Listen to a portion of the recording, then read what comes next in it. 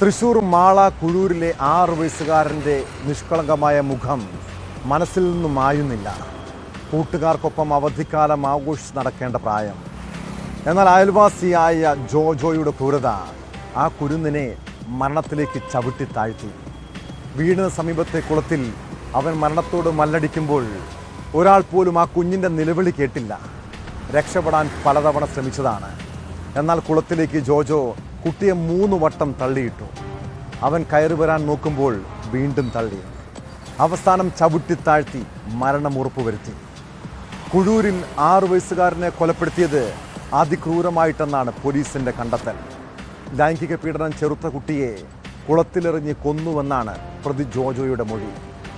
തെളിവെടുപ്പിൽ പ്രതിക്കെതിരെ നാട്ടുകാർ വലിയ പ്രതിഷേധമാണ് ഉയർത്തിയത്.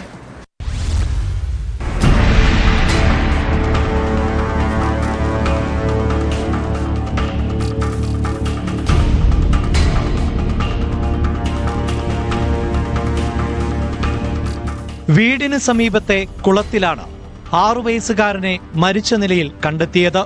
വ്യാഴാഴ്ച വൈകിട്ട് 6 മണിയോടെ കുട്ടിയെ കാണാതായതിനെ തുടർന്ന് നടത്തിയ തിരച്ചിലിൽ ആണ് രാത്രി 9-ന് കുളത്തിൽ നിന്ന് മൃതദേഹം കിട്ടിയത്.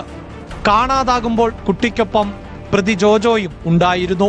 തുടർന്ന് പോലീസിന്റെ ചോദ്യം ചെയ്യലിൽ പ്രതി കുറ്റം സമ്മതിക്കുകയായിരുന്നു. കുട്ടിയെ ലൈംഗിക പീഡനത്തിന് ഇരയാക്കാനുള്ള ശ്രമം ചെറുത്തതിനാൽ കുളത്തിൽ മുക്കിക്കൊന്നതായി യുവാവ് മൊഴി നൽകി. യുവാവിനൊപ്പം കുട്ടി ഓടിപ്പോകുന്ന CCTV ദൃശ്യങ്ങൾ നേരത്തെ ലഭിച്ചിരുന്നു. വീടിനടുത്തുള്ള പാടത്തുവരെ കുട്ടി എത്തിയതായി സൂചന കിട്ടി. ഈ ദൃശ്യങ്ങൾ കേന്ദ്രീകരിച്ചായിരുന്നു നാട്ടുകാരും പോലീസും അഗ്നിരക്ഷാസേനയും ചേർന്ന് തെരച്ചിൽ നടത്തിയത്. തിരച്ചിലിൽ ജോജോയും ഒപ്പമുണ്ടായിരുന്നു. തുടക്കം മുതൽ ഇയാളുടെ നീക്കങ്ങളിൽ ദുരൂഹത തോന്നിയതോടെയാണ് പോലീസ് ചോദ്യം ചെയ്തത്. കുളത്തിൽ വീഴുന്നത് കണ്ടു എന്നായിരുന്നു ആദ്യത്തെ മൊഴി. കൂടുതൽ ചോദ്യം ചെയ്തപ്പോൾ മുക്കിക്കൊന്നതായി സമ്മതിക്കുകയായിരുന്നു.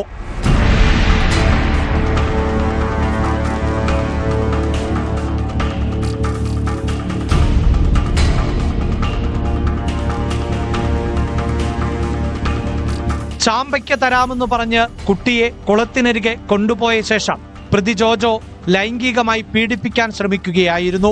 കുട്ടി അത് ചെറുത്തതോടെ കുളത്തിലേക്ക് തള്ളിയിടുകയായിരുന്നുവെന്നാണ് പ്രതിയുടെ മൊഴി. കുളത്തിലേക്ക് ജോജോ കുട്ടിയെ 2-3 വട്ടം തള്ളിയിട്ടു എന്നാണ് പോലീസ് പറയുന്നത്. കുട്ടി കയറി വരാൻ നോക്കുമ്പോൾ വീണ്ടും തള്ളിയിട്ടു.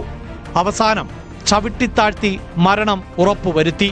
കുളത്തിൽ നിന്ന് കുറച്ചപ്പുറത്ത് മാറി ജാതിമരത്തിന്റെ മുകളിൽ കയറിയിരിക്കുമ്പോഴാണ് മറ്റൊരു കുട്ടി ജോജോയെ കാണുന്നത്.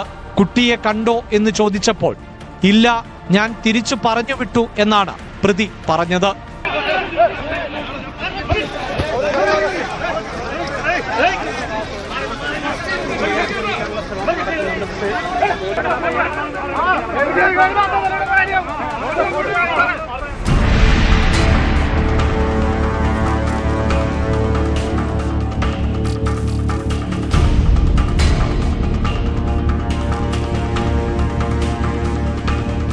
എന്തിനായിരുന്നു കുട്ടിയെ കൊലപ്പെടുത്തിയത് എന്ന കാര്യം ആദ്യഘട്ടത്തിൽ പ്രതി പറഞ്ഞിരുന്നില്ല.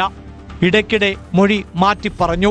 കുട്ടി കുളത്തിൽ വീഴുന്നത് കണ്ടു എന്നായിരുന്നു ആദ്യം പ്രതി പറഞ്ഞത്.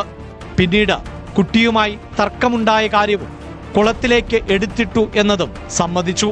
അപ്പോഴും എന്തിനായിരുന്നു തർക്കം എന്നതിൽ വ്യക്തതയുണ്ടായിരുന്നില്ല.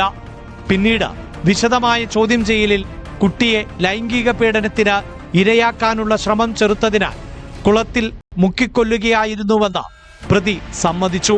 ഈ പ്രതി എന്ന് പറഞ്ഞാൽ നമ്മുടെ കസ്റ്റഡിയിലുണ്ട്. 22 വയസ്സുള്ള ഒരാളാണ്. അയാളുടെ വീട് ഒരു 250 മീറ്റർ അടുത്താണ്. അയാള് ഈ കുട്ടികളെല്ലാം അവിടെ കളിച്ചുകൊണ്ടിരിക്കുന്നിടത്ത് വന്നിട്ട് ഈ കുട്ടിയെ അയാൾ വിളിച്ച് ഒഴിഞ്ഞ സ്ഥലത്തോട്ട് പോയിട്ട് കുട്ടിയോട് ഇയാൾ മിസ്ബിഹേവ് ചെയ്തു. കുട്ടിയെ അയാൾ മോശമായ രീതിയിൽ പെരുമാറി. മനസ്സിലായി. കുട്ടി എതിർത്തു. കുട്ടി അമ്മയോട് പറയുന്നു. അതാണ് നമുക്ക് മനസ്സിലായത്. അമ്മയോട് പറയുമെന്ന് പറഞ്ഞപ്പോൾ പിന്നെ എന്നാ ആയിക്കോട്ടെ എന്ന് പറഞ്ഞു.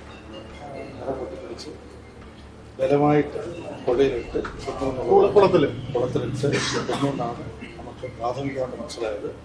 കുട്ടിയുടെ വീടിന്റെ തൊട്ടപ്പുറത്താണ് പ്രതി ജോജോയുടെ വീട്. ജോജോ ഈ കുളത്തിൽ പതിവായി ചൂണ്ടയിടാറുണ്ടായിരുന്നുവെന്ന് നാട്ടുകാർ പറയുന്നു. ക്രിമിനൽ പശ്ചാത്തലമുള്ള വ്യക്തിയാണ് പ്രതി. മുൻപ് ഇയാളെ ബൈക്ക് മോഷണ കേസിൽ പിടിച്ചിട്ടുണ്ട്.